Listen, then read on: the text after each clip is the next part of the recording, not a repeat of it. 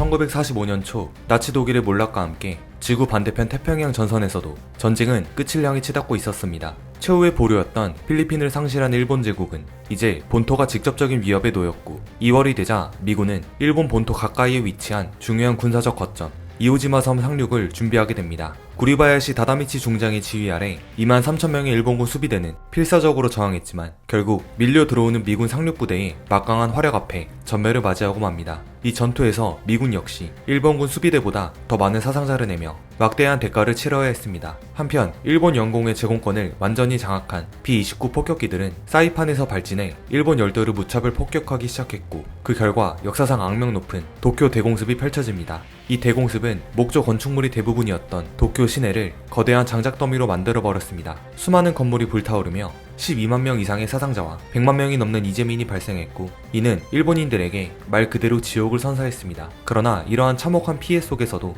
일본 군부는 무자비한 폭격을 견디며 항복을 거부하고 있었습니다. 1945년 4월 이제 일본은 마치 도간에 든 쥐처럼 더 이상 물러설 곳이 없는 상황에 놓였습니다. 미군은 일본 열도 바로 앞에 위치한 오키나와 섬에 상륙작전을 개시했고 일본군은 마지막 발악이라도 하듯 민간인들까지 전쟁에 동원하며 항복 없는 저항, 이른바 총옥세를 외치며 처절하게 맞섰습니다.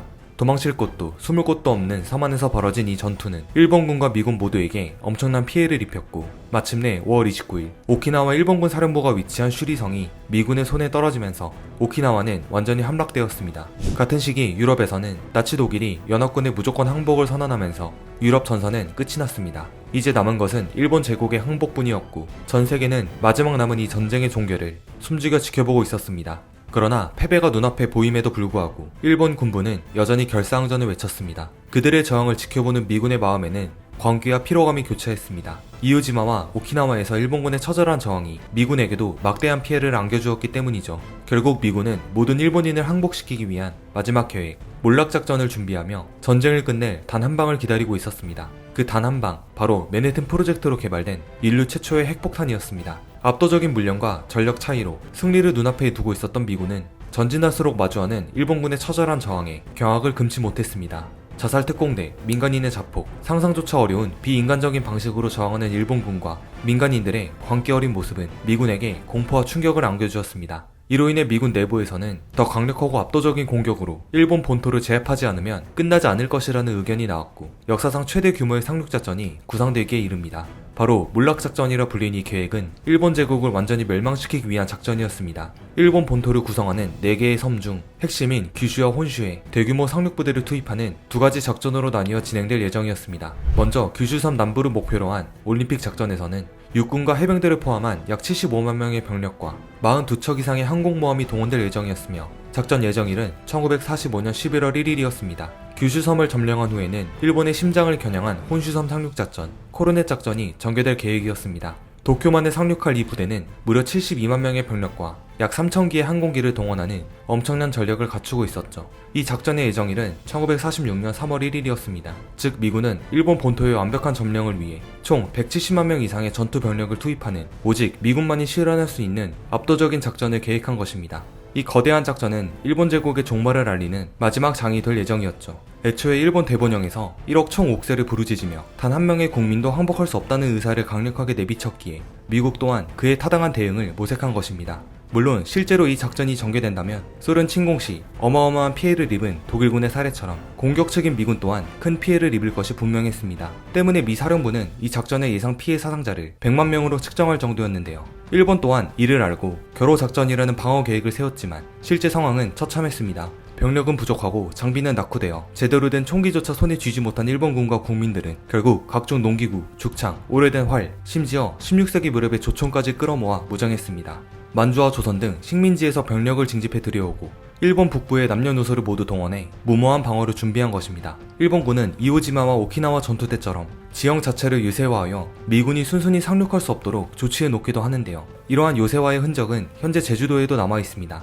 또한 인간어뢰 가이텐과 자폭 보트인 신요를 수천 대를 준비하기도 했습니다. 당연히 이 무기는 사람이 직접 조종하는 자살병기입니다. 한마디로 이 당시 일본은 이미 이성을 잃고 미쳐있는 상태였습니다. 미군이 계획한 몰락작전은 상륙작전의 대명사인 노르망디조차 장난처럼 보이게 할 역대 최대 규모였습니다. 그러나 일본은 결국 원자폭탄 2발을 맞고서야 무조건 항복을 선언하면서 이 대규모 상륙작전은 취소되었지만, 만약 일본이 원자폭탄에도 불구하고 항복하지 않았다면 미국은 몰락작전을 강행했을 것입니다. 그리고 동아시아 역사는 지금과는 완전히 다른 모습으로 남았을지도 모릅니다. 일본을 지구상에서 지울 수 있는 준비는 완벽하게 마친 상황에서 1945년 7월 17일 연합국의 세 나라 수장이 독일 베를린 근교의 포츠담에서 태평양 전선의 종결과 전후 처리에 대한 회담을 진행합니다. 이를 포츠담 회담이라고 하는데, 이 회담을 통해 연합국은 일본에게 무조건 항복하라는 최후 통첩을 날립니다. 하지만 여전히 정신 못 차린 일본은 단번에 항복 요구를 거절했죠. 마지막 자비를 스스로 걷어차버린 일본은 어떤 결과를 맞이할까요? 이 최후 통첩은 일본에게 마지막 자비의 기회였지만 일본은 오만하게도 이를 단칼에 거부했습니다. 절대 항복하지 않겠다는 의지로 자멸의 길을 택한 셈입니다. 결국 스스로 마지막 자비를 걷어차버린 일본, 이제 그들에게 남은 운명은 무엇일까요? 1945년 8월 6일 새벽, 태평양 티니안 섬의 비행장에서 B-29 폭격기 한 대가 출격합니다. 이 폭격기는 약 2530km를 비행하여 오전 8시 15분 일본 히로시마 상공에 도달했습니다. 평온했던 여름 아침, 인류 최초의 핵폭탄 리틀보이가 투하되었고 순식간에 강렬한 성광이 하늘을 가르며 거대한 버섯구름이 피어올랐습니다. 그 순간 히로시마는 불길에 휩싸여 순식간에 잿더미로 변했습니다. 수만 명이 그 자리에서 증발했고 인구 10만 명 이상의 대도시였던 히로시마는 한순간에 사라져버린 것이었죠. 이 엄청난 폭탄의 정체가 무엇인지 미처 조사를 마치기도 전인 8월 9일에는 두 번째 원자폭탄인 펜맨이 산업도시 나가사키에 투하되며 또 한 번 끔찍한 재앙이 벌어졌습니다. 수만 명의 희생자가 발생했고 일본은 이제 더 이상 버틸 수 없음을 깨달았습니다. 이로 인해 대본영 내부에서도 이제는 항복해야 한다는 목소리가 급격히 커지기 시작했습니다. 지금까지 항복을 거부한 대가는 일본에게 너무나도 가혹한 현실로 돌아왔습니다.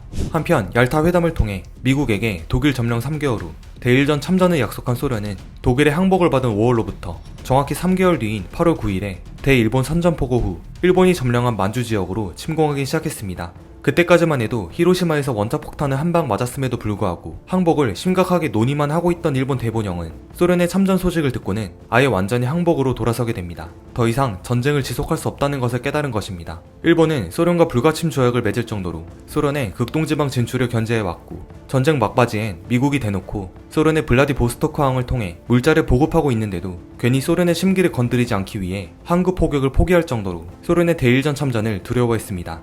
게다가 독소전쟁으로 인해 동아시아 쪽으로는 눈을 돌릴 여유가 없을 줄 알았던 소련이었는데 우려했던 일이 현실로 나타난 것이죠. 소련의 대일전 참전은 겨우 숨만 붙어있던 일본 제국의 호흡기를 뗀 결정적인 사건이었습니다. 그렇게 약 150만 명의 소련군은 만주, 남사할린, 쿠릴열도 총 3방면으로 나뉘어 대대적인 침공을 개시합니다. 소련군은 이미 지난 몇 년간의 패퇴로 인해 사실상 전투 불능 상태인 만주 지역 관동군을 가볍게 제압하고 두만강을 넘어 북한 지역까지 수월하게 진출하게 되었죠. 또한 소련군은 지난 러일 전쟁 당시 일본에게 굴욕적으로 빼앗긴 사할린 지역을 되찾기 위해 사할린 섬에도 상륙하여 잔존하는 일본군과 교전하기도 했습니다. 두 번의 원폭 투하, 연합군에 이은 소련군의 참전으로 인해 일본은 더 이상 전쟁을 이어갈 의지를 상실했고 마침내 8월 15일 항복을 결정합니다. 여담으로 항복을 선언하기로 한 8월 15일 하루 전인 8월 14일 밤 대본영 내에선 항복을 반대하고 여전히 결사항전을 주장하는 강경파들에 의해 쿠데타 소동이 일어나기도 했습니다. 일본 육군 내 일부 근위사단 참모를 내세운 쿠데타 세력은 아예 근위 1사단장 모리 다케시 중장을 살해하고 천황에 머무는 황궁까지 쳐들어갔는데요. 이미 그날 오후 항복을 표명하는 5분 방송 녹음을 마친 히로히토 천황은 새벽 5시경 황궁까지 쳐들어온 쿠데타 세력 소식을 듣고는 자신이 직접 병사들을 설득하겠다며 쿠데타 세력을 회유합니다. 자신들이 신으로 보시는 천황조차 항복을 인정한 상황에서 쿠데타 세력들은 명분을 잃게 되었고 결국 이 사건은 실패로 끝나게 되죠. 쿠데타를 일으킨 장교들은 일부는 자결하고 일부는 체포되어 한밤중의 소동은 마무리되었습니다.